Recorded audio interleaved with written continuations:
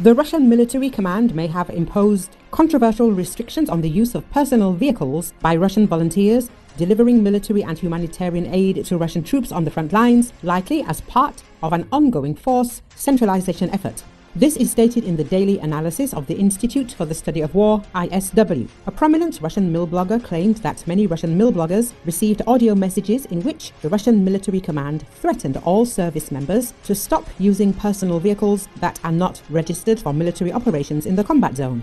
The audio message reportedly revealed that Russian commanders will punish service members caught using personal vehicles by sending the service members to fight as part of an assault group alongside any frontline commanders who authorized the use of private vehicles. The mill blogger claimed that there are claims that the new Southern Military District Commander, likely referring to reportedly recently appointed Lieutenant General Alexander Sanchik, issued the order but did not confirm or deny these claims.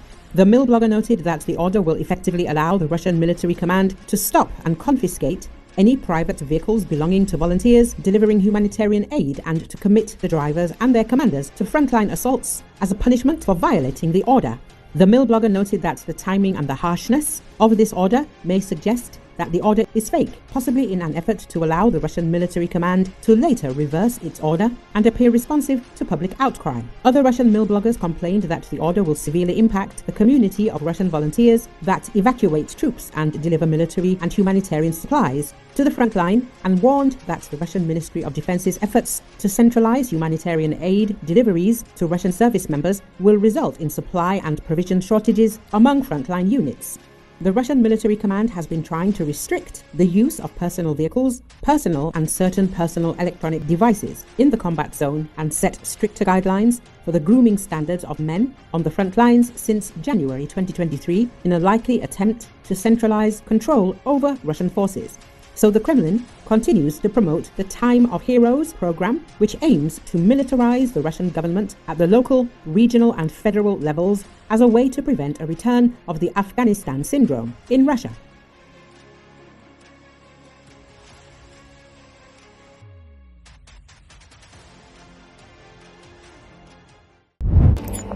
The North Korean authorities have already transferred more than 20,000 containers of weapons to Russia for the war against Ukraine. This was stated by the permanent representative of Ukraine to the United Nations, Serhiy Kyslytsya, at a meeting of the UN Security Council. He said that Ukraine calls on responsible countries to take immediate measures to decisively counter the Russian and North Korean regimes. Kyslytsya noted that the DPRK military contingent currently numbers 11,000 servicemen, but could increase to 100,000 soldiers. These troops are fighting under the guise of representatives of the peoples of the Russian Far East, using forged documents, he said. At the same time, Kyslytsya recalled that the North Korean regime needs such a large number of trained military personnel not only to help Russia. In addition, the diplomat said that since August 2023, the DPRK has sent more than 20,000 containers of weapons to Russia, including 100 short-range ballistic missiles KN-23 and KN-24. Russia uses these weapons to fire at critical infrastructure. In 2024 alone, more than 60 North Korean missile launches were recorded, which is a third of all missile attacks for the entire year. U.S. Deputy Ambassador to the United Nations Robert Wood said that United States has information that North Korea is preparing additional supplies of ballistic missiles to Russia, as well as long-range self-propelled artillery and multiple launch rocket systems, MLRS. In this regard, the United States is calling on China to affect North Korea to prevent an escalation of the conflict.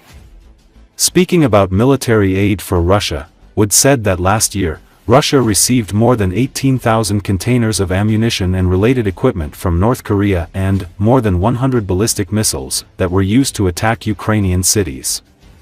The DPRK is preparing to transfer even more ballistic missiles.